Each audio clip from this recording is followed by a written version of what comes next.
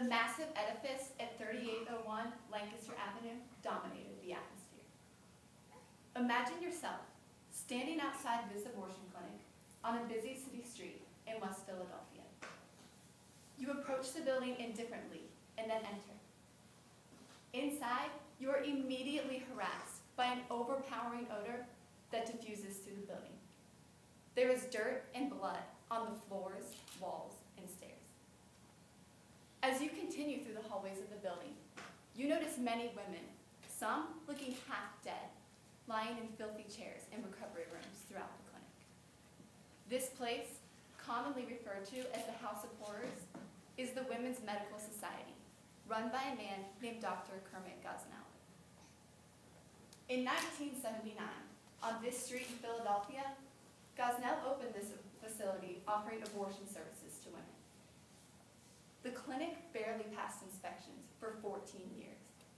And the following 16 years, we are told that it was never inspected. What went on here for the 30 years that it remained open finally came to light in 2010.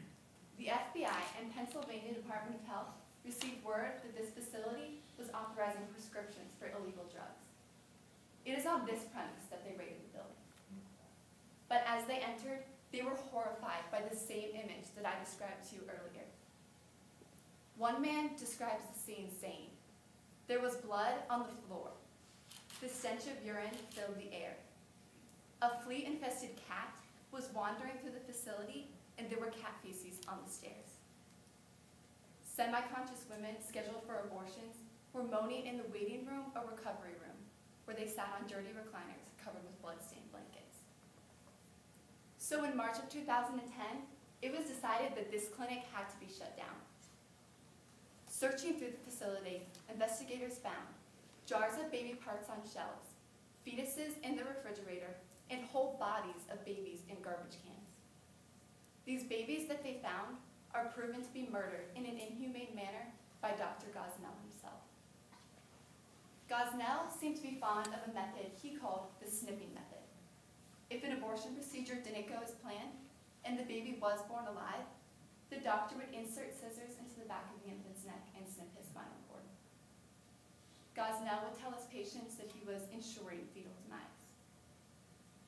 His employees were also taught this method, and one of them commented on the procedure saying, "It is literally a beheading. It is the separation of the brain from the body." On another occasion, it was found that a 41-year-old woman named Karna Maya Munger had died during an abortion procedure performed by Gosnell. 3 years after submitting this case to the grand jury, Gosnell was finally convicted of 8 charges of infanticide and 1 charge of involuntary manslaughter.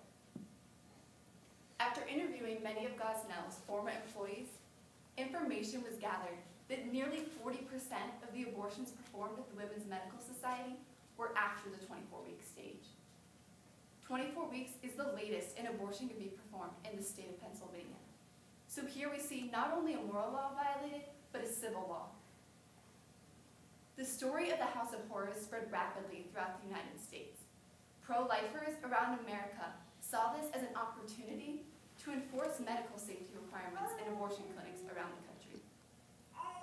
Many states passed laws regarding these conditions, and several clinics were shut down because of their inability to comply with the standards of the state. In fact, over the past 4 years, 123 abortion clinics have closed throughout the country. The number of these closings continues to increase. It is the strength underlying the pro-life movement that heightens these statistics. But the scar that Gosnell left on the American society is irreparable. The story at 3801 Lancaster Avenue is perhaps one of the most shocking horror stories in history. Now imagine, once again, living in Philadelphia, perhaps blocks away from the Women's Medical Society. Every day, the death rate increases, just feet from your front door. How could you let this continue? It is the duty of this generation to step up and defend all life. We are morally obligated to defend the defenseless and to speak for those who are forced to remain speechless. I am proud to call myself part of this pro-life generation because I believe that it is my generation that will finally bring abortion to an end. So many people since 1973, when abortion was legalized, have zealously fought to obliterate the greatest act of violence the world has ever seen. For example, one of the leading voices in the pro-life movement over the last several decades was Dr. Jack Wilkie, who recently passed away. He and his wife Barbara have left behind a legacy which has inspired and continues to inspire many in the fight for the unborn. Being thus inspired by Dr. Wilkie, I will ask you to imagine yourselves, years from now, as accomplished pro-life activists. Imagine that abortion is now prohibited all throughout the country. Our culture has turned a corner and is no longer enveloped in a narcissistic society. Now, the generation that abolished abortion will have accomplished a goal that no one in history has yet done.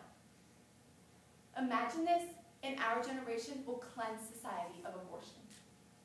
Imagine this, and we will become the next greatest generation. Imagine this, and we will truly possess life, liberty, and the pursuit of happiness. Thank you.